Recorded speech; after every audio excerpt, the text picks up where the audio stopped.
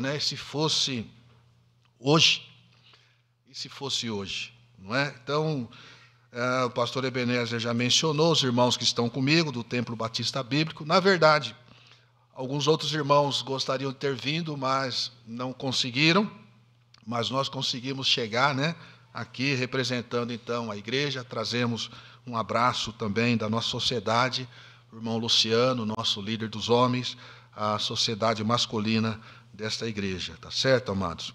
Muito bem, irmãos, nós queremos então, hoje à noite, juntamente com os irmãos, fazer uma reflexão acerca desse tema, né? E se fosse hoje? Na realidade, nós queremos olhar, e daqui a pouco eu vou mencionar sobre isso, olhar por duas perspectivas, né? A perspectiva dos salvos, a perspectiva dos não salvos. E, por fim, quais suas implicações, então, em nossas vidas, e depois, o que devemos fazer, tá? Para tanto, convido você a se colocar em pé, abra sua Bíblia, você que tenha, em Mateus, capítulo 24.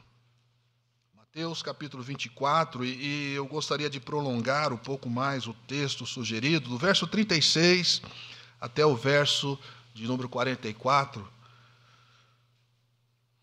Leiamos. Porém, naquele dia e hora ninguém sabe, nem os anjos do céu, nem o Filho, mas unicamente meu Pai. E como foi nos dias de Noé, assim será também a vinda do Filho do Homem. Porquanto, assim como nos dias anteriores ao dilúvio, comiam, bebiam, casavam e davam-se em casamento, até o dia em que Noé entrou na arca, e não o perceberam, até que veio o dilúvio, e os levou a todos. Assim será também a vinda do Filho do Homem. Então, estando dois no campo, será levado um e deixado o outro. Estando duas moendo no moinho, será levado uma e deixada a outra. Vigiai, pois, porque não sabeis a que hora há de vir o vosso Senhor. Mas considerai isto: se o pai de família soubesse a que vigília da noite havia de vir o ladrão, vigiaria e não deixaria minar sua casa. Por isso, estáis vós apercebidos também, porque o Filho do Homem há de vir a hora em que não penseis. Oremos, irmãos. Querido Deus, obrigado, Senhor, por esta noite em especial, e que teus servos celebram, ó Deus, mais um aniversário da sociedade masculina, que no decorrer de décadas tem trabalhado em prol do teu reino. Desde já rogamos tuas ricas bênçãos, ó Pai, sobre a vida de cada um dos teus servos, que as boas mãos do Senhor estejam com eles até que o Senhor venha. E agora, ó Deus, nós te pedimos que teu Espírito Santo traga a cada coração um desafio, um consolo, um conforto, de maneira que saiamos daqui edificados pelo Senhor. Dá-nos tua graça, ó Deus, para expor aquilo que o Senhor tem colocado em meu coração, em nome de Jesus. Amém, Jesus. A igreja pode assentar, amados irmãos. Esse tema, sem dúvida, é um tema desafiador, falar da volta de Jesus, principalmente se fosse hoje, né? Então, certamente é desafiador. Eu costumo sempre dizer lá em nossa igreja que seria tão bom, irmãos, que no dia em que você e eu entregamos a vida ao Senhor Jesus, instantaneamente fôssemos arrebatados, não é verdade? Amém ou não, irmãos? Estar com Jesus instantaneamente, e livres de todo pecado, livres de toda a maldade deste mundo, não é? Mas não é assim. E não é assim, certamente porque Deus tem um propósito para as nossas vidas aqui até que ele venha. Agora, irmãos, a volta do Senhor Jesus Cristo, portanto, ela responde ao anseio da nossa alma. Ela responde aos anseios do seu povo.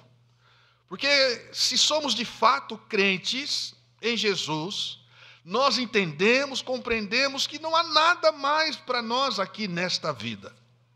Nós sabemos que tudo quanto há aqui há de passar. Se verdadeiramente esperamos a Jesus, então o anseio da nossa alma é que Ele venha. E esse anseio, na realidade, encontramos desde Gênesis. Não é? O anseio do povo de Deus, a esperança de um Salvador, que o Senhor faz a promessa lá em Gênesis 3,15, quando ele nos dá esta primeira promessa, que Ele haveria de enviar o seu Filho Jesus.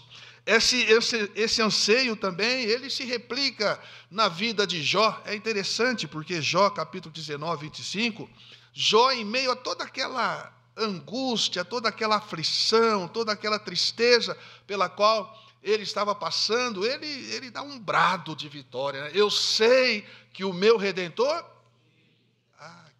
Eu sei que o meu Redentor vive, e restaurado esta minha pele aqui, esse meu corpo, os meus olhos, e não outro olho, o verá.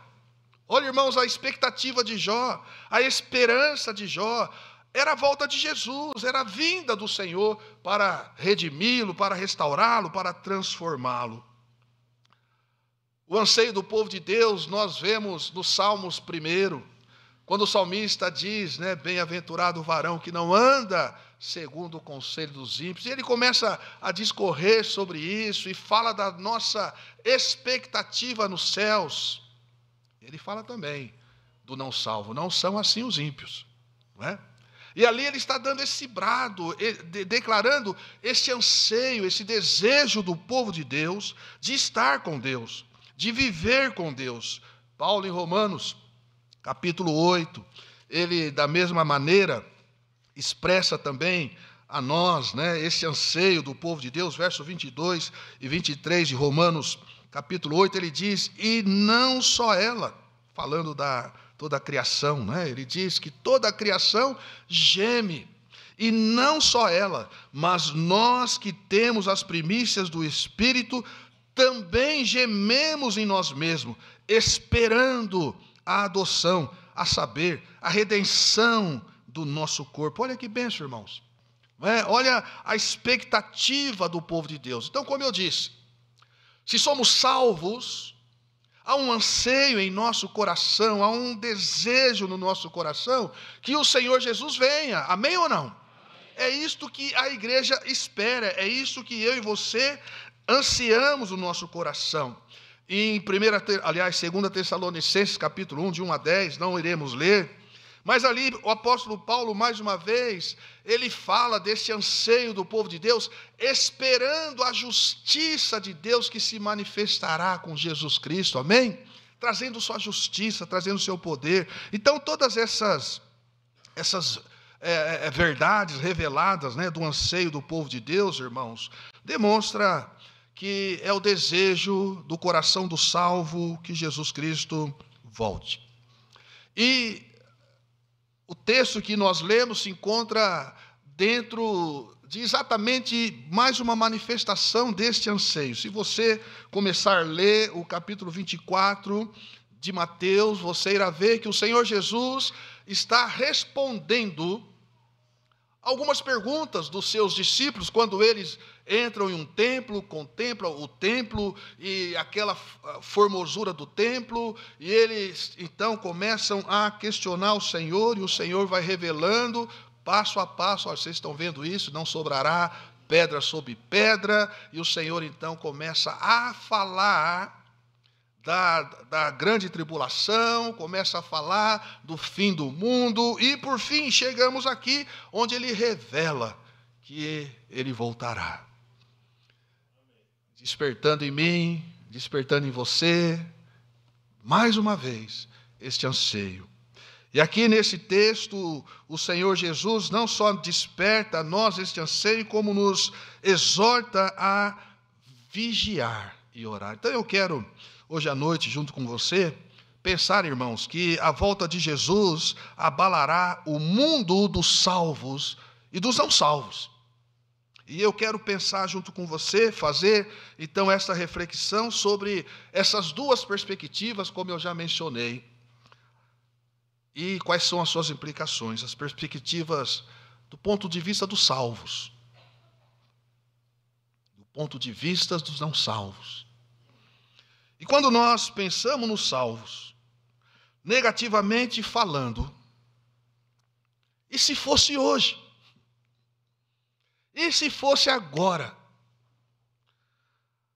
Os não salvos, ou melhor, os salvos, digo, não serão atingidos pelas catástrofes que o Senhor Jesus descreveu aqui em todo o capítulo 24 do livro.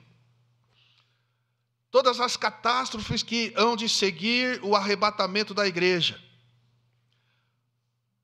Se fosse hoje, os salvos, e eu quero pensar que estou falando com você, porque eu tenho essa certeza, que se fosse hoje, que se fosse agora, eu simplesmente estaria com o Senhor, livre então de todas as catástrofes que nós falaremos um pouco mais abaixo a respeito delas. Então, negativamente falando, irmãos, nós não seríamos afligidos, nós não seríamos atingidos por tudo aquilo que há de acontecer neste mundo. Isso é bênção, amém ou não? É bom, eu penso que é bom. Estou falando de uma maneira negativamente falando, mas mostrando aquilo que não vai ocorrer conosco. Se nós somos salvos, e nós precisamos ter esta convicção e esta certeza, porque a bem da verdade, nos dias atuais, amados irmãos, não são poucos os crentes que ainda se encontram em dúvidas a respeito de sua salvação. E alguns até dizendo, se Jesus voltar hoje, quem sabe ele dá um jeitinho de eu ir. Não, não tem jeitinho, ou já deu ou não deu. Os não salvos não seriam deixados para trás. E eu estou falando isso para que você alegre o seu coração, para que você tenha convicção daquilo que você crê. Porque há doutrinas por aí que ensinam o contrário. Há ensinamentos distorcidos, nas quais os cristãos, então os crentes genuínos, e mais uma vez eu digo, eu penso que estou falando com os salvos. Não é questão de igreja, irmãos, porque quando falamos em igreja, nós sabemos que temos todo tipo de pessoas na igreja, os salvos e os não salvos. Mas quando olhamos para os salvos, se fosse hoje, negativamente falando, seríamos livres das catástrofes do arrebatamento, pós-arrebatamento, não seríamos deixados para trás, como Paulo em 1 Tessalonicenses capítulo 5, versículo 10, e eu quero que você entenda que eu não estou falando isso para amolecer a você, para deixar você aí vivendo uma vida relapsa, muito pelo contrário, como nós já lemos no texto, vigiai. Mas os não salvos não seriam deixados para trás. 1 Tessalonicenses capítulo 5, versículo 10, a palavra de Deus diz assim, irmãos. Vamos ler o 9. Porque Deus não nos destinou para a ira, mas para a aquisição da salvação por nosso Senhor Jesus Cristo, que morreu por nós, para que, quer vigiemos, quer durmamos, vivamos juntamente com o Senhor. Os salvos não serão deixados para trás. Isso é bom.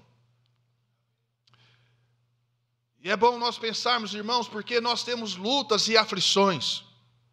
E não são poucas as doutrinas, ensinamentos por aí afora, que faz com que o crente viva atemorizado, que faz com que o crente viva assustado, amedrontado, quando ele deveria, na realidade, viver encorajado, mesmo diante das suas fraquezas, mesmo diante dos seus fracassos. Ele deveria continuar olhando para Jesus, porque Paulo está declarando aqui que ele morreu por nós.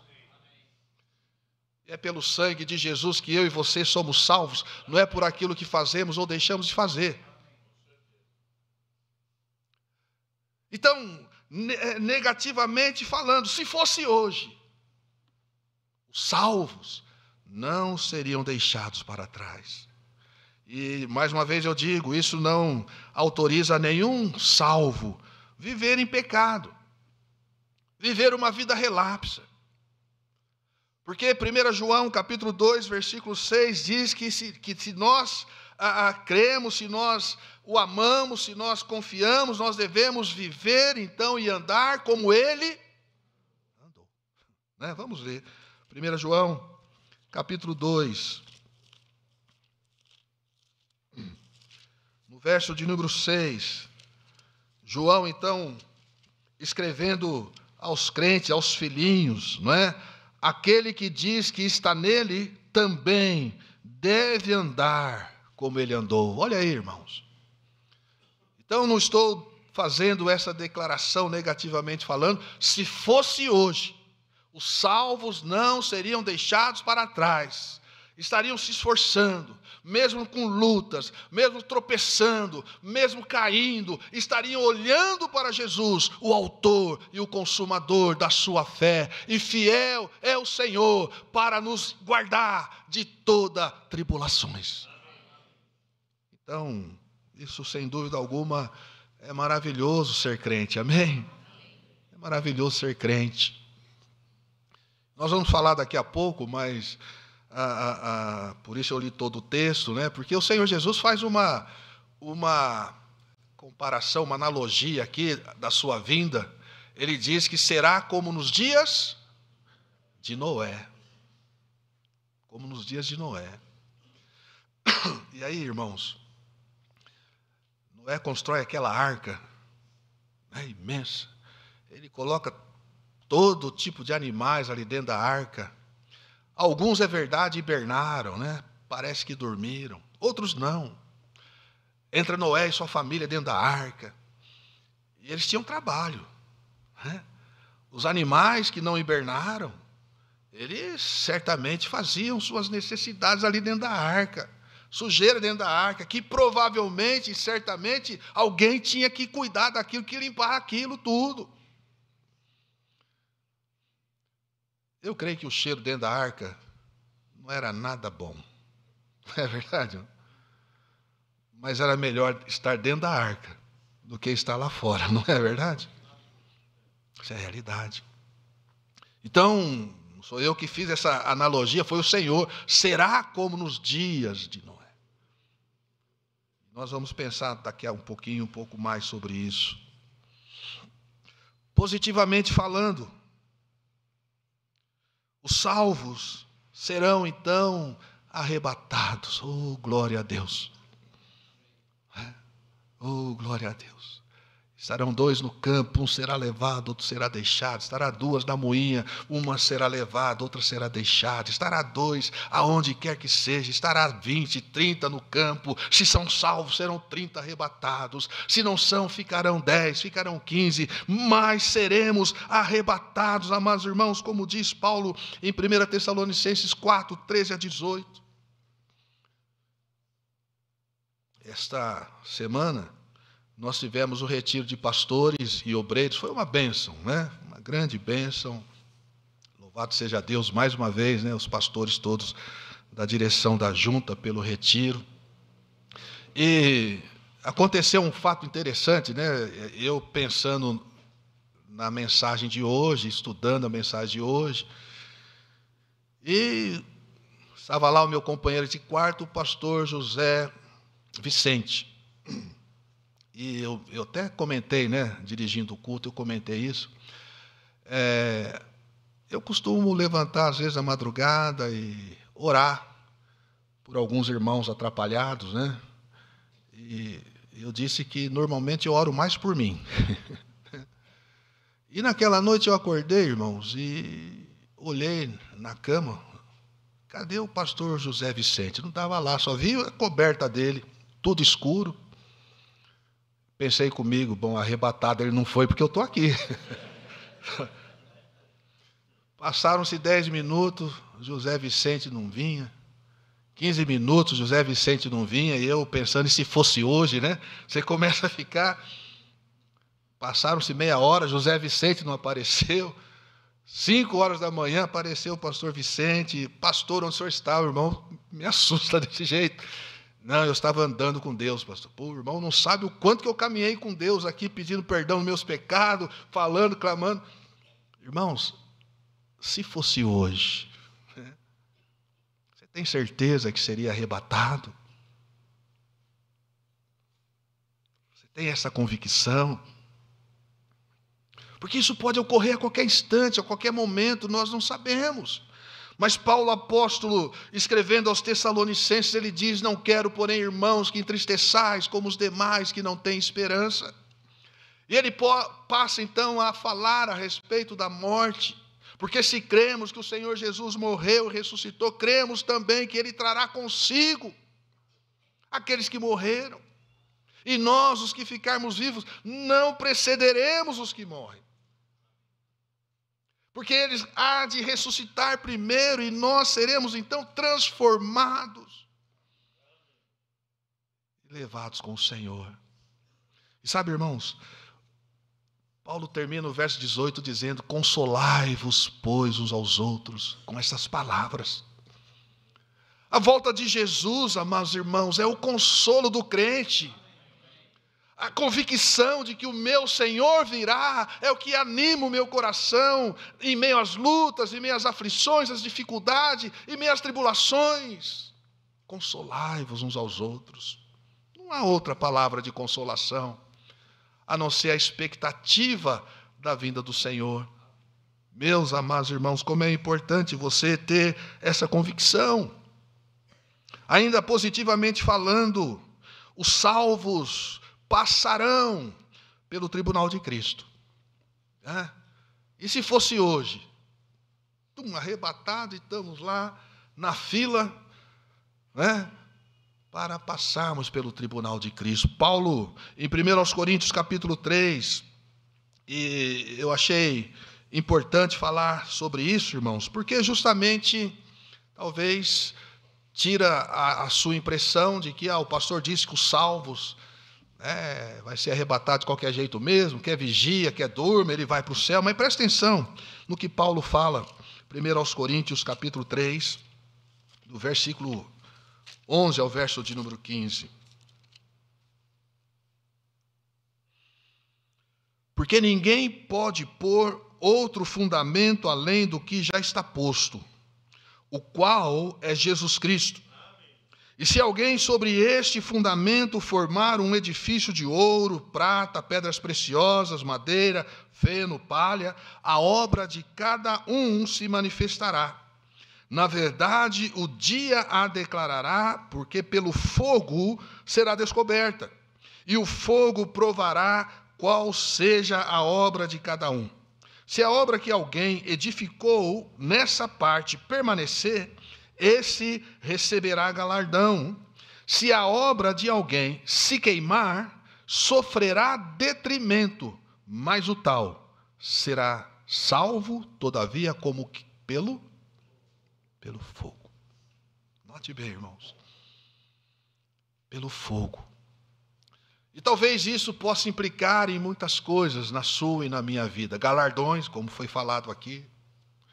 São as nossas obras que estão sendo colocadas, então, e julgadas diante do Senhor. Então, e se fosse hoje? E se fosse agora? Como é que você e eu nos apresentaríamos diante do nosso Deus? Eu costumo brincar às vezes na igreja que alguns irão chegar nos céus cheirando fumaça. Você já viu isso? Eu comecei a trabalhar muito cedo, com 12 anos de idade, e comecei a trabalhar com um ferreiro forjador. Alguns mais jovens acho que nem sabem o que é isso mais, né? O ferreiro forjador, na época, então, nós batíamos ponta de lança. Fazia ponta de lança, colocava a forja, alimentava a forja com o carvão mineral e colocava o ferro ali, ponteiro, talhadeiras e outros tipos de metais ou ferramentas, né, enxada, etc. E ali então você tinha que segurar aquela ponta de lança, eu me lembro como se fosse hoje, segura aqui numa mão, com a outra mão, uma marreta mais ou menos de 2, 3 quilos na mão ali, e ali você vai malhando, malhando. E eu era fraquinho, né, irmãos? O mais forte tinha as marretas maior, né? Um de cada lado, segurando. E eu me lembro um dia, criança, né? Talvez fazia já uns... Eu entrei com 12 anos, já tinha uns 15 anos ali, entrei pintando o portão e fui... Os 15 anos estava lá, batendo a ponta de lança. Mas um adolescente gosta de brincar. Adolescente não mede o perigo. Estamos lá, batendo, marreta, o outro de lá, e dando risada, e tirando sarro um do outro. Eu não sei o que aconteceu lá, com a ponta de lança aqui, eu na mão, o outro brincando lá, eu ergui a ponta aqui, o outro virou de trás, e só escutei assim, tss. E ele saiu correndo, pastor. Correndo, correndo, e eu sem saber de nada, correndo atrás, e só sentindo o cheiro do queimado. E nisso, o patrão não estava lá, né? Eu só parei de correr atrás porque eu vi o patrão, falei, deixa eu parar aqui. Ele achava que eu ia terminar o serviço, irmão. Mas eu estava correndo atrás de medo. O que foi que aconteceu? Está cheirando queimado. Eu só sei que nunca mais nasceu cabelo na cabeça, no couro cabeludo do rapaz. Cheirando queimado, irmãos. Alguma coisa nós vamos perder, essa é a ideia. Alguma coisa nós vamos perder. O que é que você tem edificado sobre este fundamento que é Jesus? E se fosse hoje? O que é que não vai valer a pena na sua vida? O que você vai perder?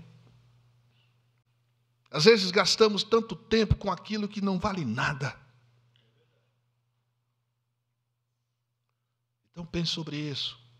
Reflita sobre isso na sua vida. Os salvos passarão pelo tribunal de Cristo. E alguns chegarão como que pelo fogo. Vão chegar, mas com perdas. Vão chegar, mas faltando alguma coisa. Mais na frente, talvez a gente pense um pouco mais sobre isso. E a perspectiva dos não salvos? Assim como nos Salmos primeiro, não há muita coisa de falar a respeito do ímpio, né, irmãos? Eu acho interessante os Salmos primeiro, porque o salmista fala a respeito do que o justo não é, negativamente falando então, depois positivamente o que o justo é. E aí, quando chega no ímpio, ele simplesmente diz, não são assim os ímpios. E, são como a moinha que o vento espalha e não prevalecerão no juízo. Não é? Então, o que falar da perspectiva do não salvo, se fosse hoje? Você já parou para pensar nisso? Porque às vezes nos tornamos egoístas, não é verdade, irmãos? Pensamos. Negativamente falando, eles não perceberam, disse Jesus. É o que eu encontrei. Quando você e eu sumirmos, não vão perceber. Foi Jesus que disse. Será como nos dias de Noé. Comiam, bebiam, casavam-se, davam-se casamento. E não o perceberam, a não ser quando veio o dilúvio. É que às vezes, até mesmo a história de Noé é apresentado aí romanticamente, né? Por Hollywood e outras televisões, e a gente fica achando que é daquilo. Né? Noé entrando na arca, as pessoas lá rindo, dando risada, e começa a chover, ninguém está... Não, irmãos, não foi o que Jesus disse. Jesus disse que eles não perceberam até que veio o dilúvio. E as Escrituras descrevem o dilúvio, amados irmãos, como uma catástrofe. Abriram-se as comportas da terra. A água jorrou-se repentinamente. O céu se abriu e caiu água repentinamente e inundou tudo. Mas a gente gosta de ver romanticamente. É chover, né? Vai caindo. E as pessoas ali, né, dando risada de Noé, eles não o perceberam, irmãos. Não se deram conta do que estava acontecendo. Que desafio. Porque o ímpio vive desapercebido. Como disse o salmista, são como a moinha que o vento espalha. Positivamente falando, eles enfrentarão todas as catástrofes pós arrebatamento da igreja, a grande tribulação. Vão enfrentar tudo aquilo que Jesus descreve, tudo aquilo que Apocalipse descreve. Eles vão enfrentar. Você já pensou sobre isso? Uma pequena pesquisa acerca dos últimos 50 anos. Por causa de desastres naturais, houve 650 mil mortes. Por causa de secas, 577, 232 mortes. Por tempestades, 58.700 mortes. Por inundações, 55.736 mortes. Por temperaturas. Por causa de guerras, em 2022, registrou-se o número de mortos, amados, dos últimos 30 anos, 238 mil mortes por violências armadas. No Brasil, por causa da fome, entre 2008 e 2017, registrou-se o número de 63.712 mortes. O que representa, eu estou falando no Brasil, irmãos, o que representa uma média de 6.671 mortes por ano e 17 mortes por dia. Já parou para pensar? Jesus disse que isso é apenas o princípio das dores. É só o princípio. E se fosse hoje, irmãos? Você já parou para pensar?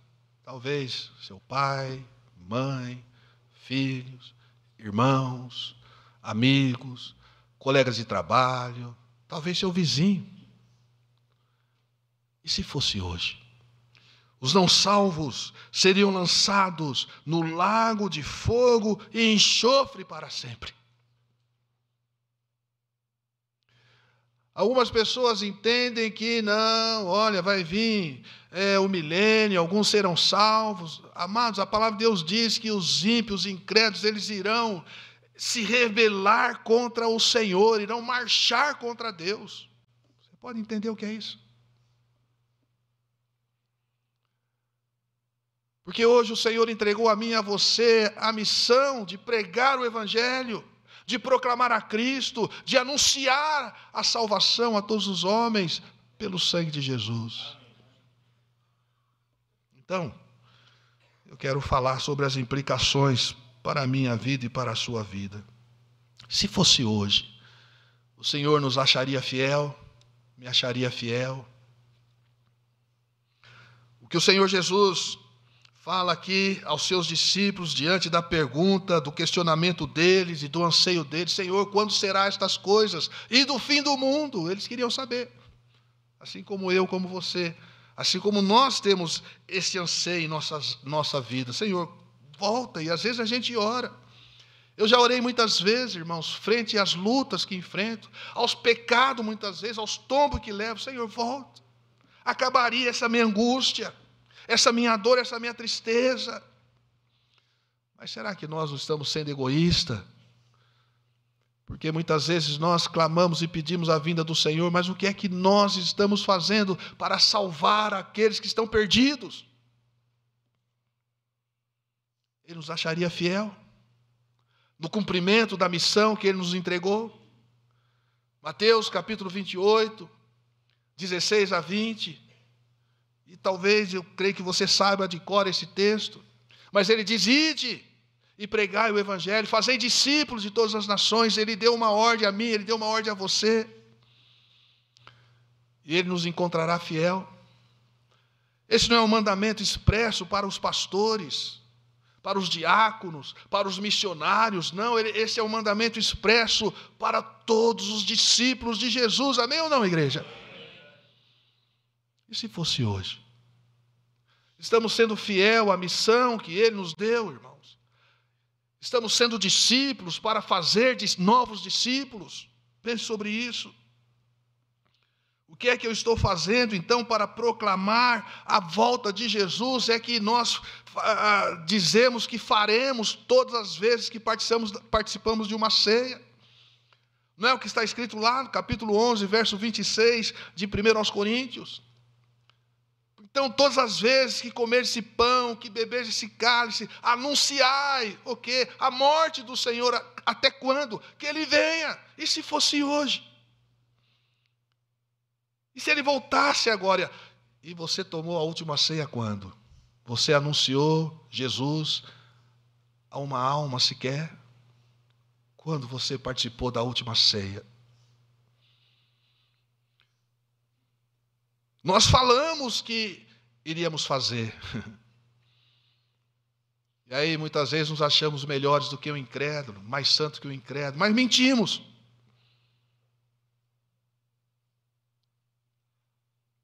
Então pensa sobre isso, irmãos. Se fosse hoje. Por isso que Deus diz lá em Apocalipse que o Senhor enxugará dos nossos olhos toda lágrima. Ah, se fosse hoje.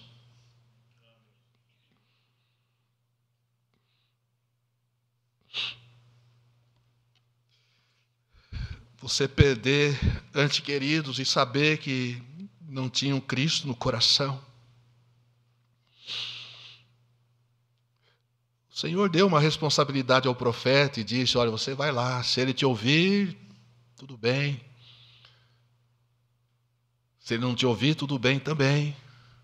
Mas se você não for lá, e esse pecador morrer no seu pecado, eu vou cobrar a alma dele, o sangue dele, eu vou cobrar das tuas mãos. Pensa nisso, irmão. Quantas vidas talvez Deus irá requerer das minhas mãos, das suas mãos, se fosse hoje? Nós vamos pensar. Familiares, vizinhos, conhecidos, estariam todos perdidos se fosse hoje. Será que eu teria a alegria de vê-los no céu, glorificando a Deus, adorando a Deus junto comigo? Pessoas que talvez nós tivemos a oportunidade de falar de Jesus e não falamos. Eu não sei até que horas que eu tenho. Eu vou encerrar, tá? Prometo, tá, irmãos? Mas eu quero deixar 5 conselhos, então, porque as implicações nós já sabemos. Se fosse hoje, estaríamos salvos, mas muitos estariam perdidos, talvez por minha causa, por sua causa. Mas 5 conselhos. Primeiramente, vivamos em vigilância, como disse Jesus. O texto diz claramente, né? A palavra aqui está dizendo bem claro. Vigiai, pois, porque não sabeis a que hora há de vir o vosso Senhor. Então devemos viver de modo vigilante. Considerando isso, se o pai de família soubesse a que vigília da noite havia de vir o ladrão, vigiaria e não deixaria minar sua casa. Então seja alerta. Aquilo que Deus colocar diante de você, faça com toda a sua força. Se Deus der a oportunidade de pregar, de evangelizar, evangelize. Se você, pastor, eu não sei como evangelizar, faça como aquele cego de nascença. Olha, eu não sei quem foi que fez isso comigo, mas uma coisa eu sei. Ele fez o que fez e pronto, acabou. Ele me curou, Ele me restaurou. Talvez você não saiba pregar o evangelho ponto a ponto, mas diga o que Jesus Cristo fez na sua vida. E deixa o resto com o Senhor. Porque o evangelho, amados irmãos, o evangelho é uma pessoa. O evangelho é Jesus. Isso é o evangelho, simples assim. Então fale de Jesus e deixa Jesus falar com a pessoa. Vigia. Segundo conselho, devemos viver com moderação. Em Filipenses capítulo 4, no verso de número 5, o apóstolo Paulo dá este conselho aos crentes de Filipe, dizendo assim: seja a vossa equidade notória a todos os homens. Por quê? Perto está o Senhor. Esse texto, ele diz, no seu original, o Senhor é vizinho. Ele nos avizinha, irmãos. Qualquer momento ele vem. E se fosse hoje? Você tem andado com equidade? Então, esse é o conselho. Até que Jesus venha. Viva com moderação. Busque viver uma vida que glorifique a Deus, que abençoe aqueles que estão ao seu redor. Uma vida que faça com que as pessoas vejam Cristo em você. Em terceiro lugar, devemos viver em comunhão. Como diz Hebreus, capítulo 10, verso 24. Considerai-vos, pois, uns aos outros, para estimular-vos uns aos outros ao amor e às boas obras, não deixando a vossa congregação, como é costume de alguns, quanto vede que se aproxima, o quê? Aquele dia, a volta do Senhor. Então, e se fosse hoje?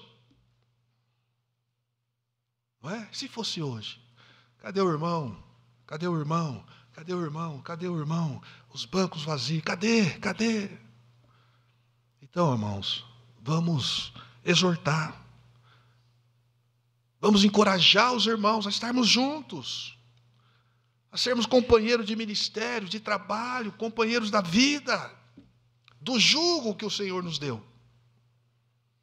Porque se fosse hoje, ele diz como seria bom encontrar o servo de Deus fazendo aquilo que o seu Senhor o mandou fazer. Ele nos manda estar juntos. Se fosse hoje, então, em quarto lugar, viva com paciência. Devemos viver com paciência. Tiago, capítulo 5.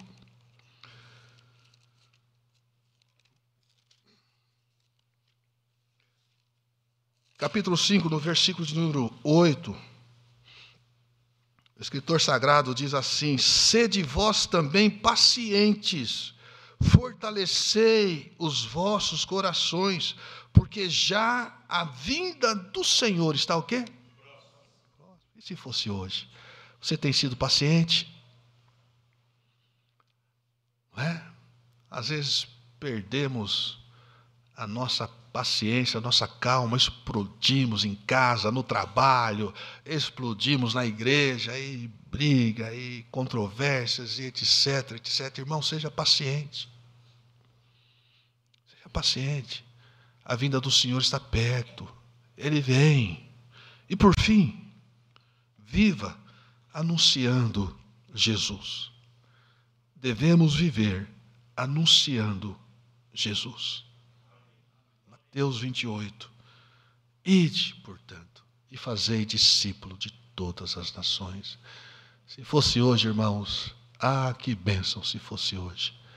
Que o Senhor nos encontre servindo assim como Ele determinou. Que o Senhor nos encontre apaixonados pela sua vinda, pela sua volta, mas não deixando de fazer aquilo que cabe a mim, que cabe a você, que cabe a todos nós como igreja de Cristo realizar.